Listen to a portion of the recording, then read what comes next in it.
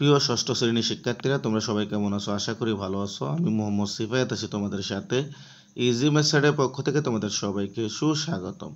প্রিয় শিক্ষার্থীরা, গত পর্বতে আমি তোমাদের সরল সমীকরণের যে অধ্যায়টা আছে সেই অধ্যায়ের 168 নম্বর যে পৃষ্ঠাটা ছিল সেটা আমি সমাধান করেছি। আজকে আমি তোমাদের 169 পৃষ্ঠার যেটা আছে সেটা আমি সমাধান করব। তো আজকে আমাদের দ্বিতীয় পর্ব, সরল সমীকরণ অধ্যায়ের দ্বিতীয় পর্ব। তো চলো আমরা কথা না বাড়িয়ে দেখি দ্বিতীয় পর্বতে 169 পৃষ্ঠার মধ্যে কি রয়েছে। দেখো, এটি হলো একটি গাণিতিক বাক্য ও সমতা। আমরা ইতিপূর্বে যা পড়ে এসেছি, যে আমি তোমাদেরকে একটু বলি, না বললে তোমরা বুঝবা না। আমরা গত পর্বতে, তোমরা যারা আমার গত পর্বটা দেখোনি এই সরল সমীকরণের, তোমরা সেটা দেখে আসবে, তাহলে তোমাদের বুঝতে সুবিধা হবে।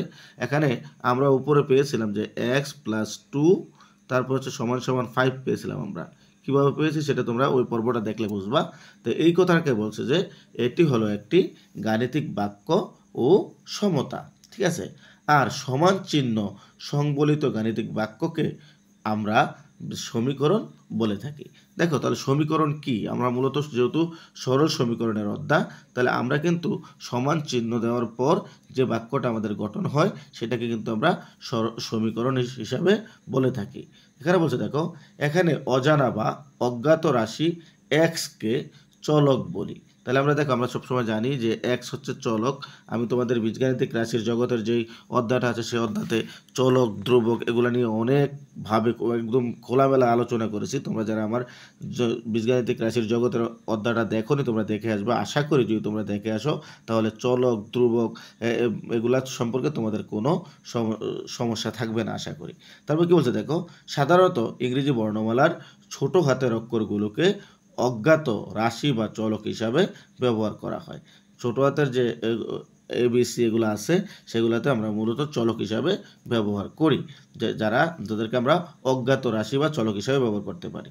এখানে বলছি কি দেখো, যে এখন একটু চিন্তা করে দেখো, দাঁড়িপাল্লা ও সমীকরণের মধ্যে কোনো মিল খুঁজে পাও কি না। আমাদেরকে প্রশ্ন করছে, মানে বলছে যে তোমরা এবার দেখো তো এখন একটু চিন্তা করে, যে আসলে দাঁড়িপাল্লা ও সমীকরণের মধ্যে তোমরা কোনো মিল খুঁজে পাও কি না। এটা আমাদেরকে প্রশ্ন করছে যে আমরা কোনো কিছু খুঁজে পাই কি না। তারপর বলছে দেখো, দাঁড়িপাল্লায় দুটি পাল্লা থাকে। দেখো, একদম মজার একটা কথা কিন্তু এখানে বলছে দাঁড়িপাল্লায় দুটি পাল্লা থাকে, একটি বাম পাল্লা, অপরটি ডান পাল্লা। উভয় পাল্লার ওজন সমান হলে দাঁড়িপাল্লাটি সমতায় আসে। মানে যদি উভয় পাল্লার ওজনটা সমান হয় তাহলে কিন্তু এটা আমরা সঠিক বলে গণ্য করি, তাই না? এই কথা বলছে যে সমতায় আসে। যে কোনো একটি পাল্লা থেকে ওজন কমিয়ে নিলে অপর পাল্লাটি নিচের দিকে নেমে যায়, অর্থাৎ ওই দিকে ওজন বেশি হয়, সেক্ষেত্রে দাঁড়িপাল্লাটির সমতা থাকে না। মানে এখানে বলা হয়েছে যে যদি মনে করো, আমি উপরে যে দাঁড়িপাল্লাগুলো তোমাদেরকে দেখাইছিলাম, মনে করো আমি একটা দাঁড়িপাল্লা এখানে আঁকি, তো এখানে একটা দাঁড়িপাল্লা আমি আঁকলাম। আঁকার পর দেখো এই জায়গাতে আমি একটা দিলাম, এখানে একটা দিলাম। এবার দেখো, যদি আমি এখানে 5 কেজি ওলা একটা বাটকারা দেই আর এখানে যদি আমি 3 কেজি দেই, তাহলে কিন্তু দেখো এইটা কিন্তু নিচের দিকে থাকবে আর এটা কিন্তু উপরের দিকে যাবে। কেন বলো তো? কারণ 5 কেজি বাটকারা যখন আমি দিলাম, এটার কিন্তু ওজন বেশি, এটার কিন্তু ওজন কম, যার কারণে এটা নিচের দিকে চলে আসবে। তখন কিন্তু আর ওই পাল্লা দুইটার মধ্যে কোনো সমতা থাকবে না।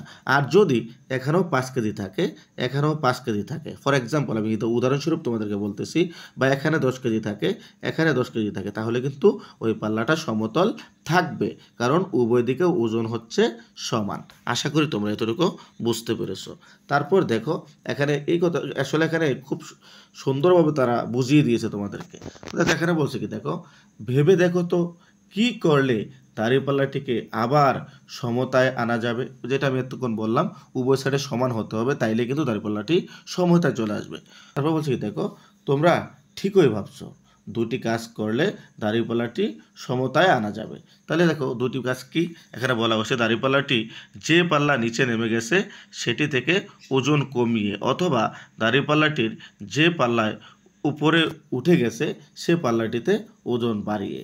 যে কথাটা আমি বললাম, যে কথায় হচ্ছে দুই পাল্লাতে সমান পরিমাণ বাটখারা দিতে হবে বা সমান পরিমাণ পণ্য বা জিনিস রাখতে হবে, তাহলে কিন্তু দাঁড়িপাল্লাটা সমতায় চলে আসবে। এই কথাটা তারাও কিন্তু বোঝাতে চেয়েছে। তারপর দেখো নিচে বলছে অপরদিকে একটি সমীকরণেরও দুটি পক্ষ থাকে। যেমন দেখো একটা সমীকরণের দুটি পক্ষ আমি তোমাদেরকে বলি। আমি উপরে একবার লিখছিলাম যে আমরা উপরে যা পেয়েছিলাম এক্স প্লাস টু সমান সমান হচ্ছে 5। দেখো এখানে কিন্তু দুইটা পক্ষ, এ একটা পক্ষ, এ একটা পক্ষ, তারা কিন্তু এই কথাটা এখন বোঝাতে চাইবে। দেখো এখানে বলছে অপরদিকে একটি সমীকরণের দুটি পক্ষ থাকে, একটি বাম পক্ষ ও অপরটি ডান পক্ষ। দেখো এটা হচ্ছে বাম পক্ষ আর এটা হচ্ছে ডান পক্ষ, ঠিক আছে। তারপর বলছে কি দেখো উভয় পক্ষের মাঝে একটি সমান চিহ্ন থাকে। দেখো আমি উভয় পক্ষের মাঝে কিন্তু একটা সমান চিহ্ন এখানে দিয়ে দিয়েছি। সমান চিহ্নের বাম পাশের রাশিকে আমরা বাম পক্ষ এবং ডান পাশের রাশিকে ডান পক্ষ বলে থাকি। আমি এই কথাটা এইমাত্র তোমাদেরকে বললাম। চলকের নির্দিষ্ট মানের জন্য সমীকরণের বাম পক্ষ ও ডান পক্ষ অবশ্যই সমান হতে হবে। তাহলে আমাদেরকে বলছে যে চলকের নির্দিষ্ট মান বের করতে গেলে আমাদের অবশ্যই ডান পক্ষ এবং বাম পক্ষ অবশ্যই কী করতে হবে? সমান হতে হবে। তার একটা উদাহরণ দিয়ে দিয়েছে, দেখো নিচে উদাহরণস্বরূপ আমরা একটু দেখি উদাহরণটা কি বলা হয়েছে, একটু খেয়াল করো। বলছে উদাহরণস্বরূপ আমরা বলতে পারি x plus 4 is equal two 13। দেখো একটু মজার বিষয়, কিন্তু অঙ্কগুলো খুব মজার। এখানে দেখো x plus 4 is equal two 13 যদি এই হয় তাহলে দেখো এটা হচ্ছে বাম পক্ষ আর এটা হচ্ছে ডান পক্ষ, এটা হচ্ছে কি ডান পক্ষ। তো দেখো এই মাঝখানে কিন্তু একটা সমান আছে, আমাদেরকে উপরে তাই বলছে যে মাঝখানে একটা সমান চিহ্ন থাকবে আর তার সমান চিহ্নর বাম দিকে যেটা থাকবে সেটা হচ্ছে বাম পক্ষ আর ডান দিকে যেটা থাকবে সেটা হচ্ছে ডান পক্ষ। তারা কিন্তু প্রত্যেকটা, এখানেও দেখো এক্স প্লাস 6 এটা বাম পক্ষ, তারপর হচ্ছে সমান সমানের পরে যেটা আছে 9 সেটা হচ্ছে ডান পক্ষ, এরকমভাবে প্রত্যেকটা, ঠিক আছে। তো তারা কিন্তু এটা তোমাদেরকে সমীকরণ দিয়ে বুঝিয়ে দিয়েছে ইত্যাদি সমীকরণ লেখা। দেখো তারপর বলছে কি দেখো এখানে চলক হিসাবে এক্স ওয়াই জেড ব্যবহার করা হয়েছে এবং চলকের নির্দিষ্ট মানের জন্য সমীকরণগুলোর বাম পক্ষ ও ডান পক্ষ সমান, ঠিক আছে। তাহলে এক্স এবং ওয়াইয়ের আমরা এখানে কিন্তু চলক হিসাবে এক্স ওয়াই জেড ব্যবহার করেছি। হ্যাঁ, এই জায়গাতে তারা করেছে আর কি, একথা বলছে যে এখানে চলক হিসাবে এক্স ওয়াই জেড ব্যবহার করা হয়েছে এবং চলকের নির্দিষ্ট মানের জন্য সমীকরণগুলোর বাম পক্ষ ও ডান পক্ষ সমান, ঠিক আছে। তো আশা করি তোমরা এতটুকু বুঝতে পেরেছো। তারপরে দেখো আমাদেরকে বলা হয়েছে একক কাজ। একক কাজটা কি বলো তো?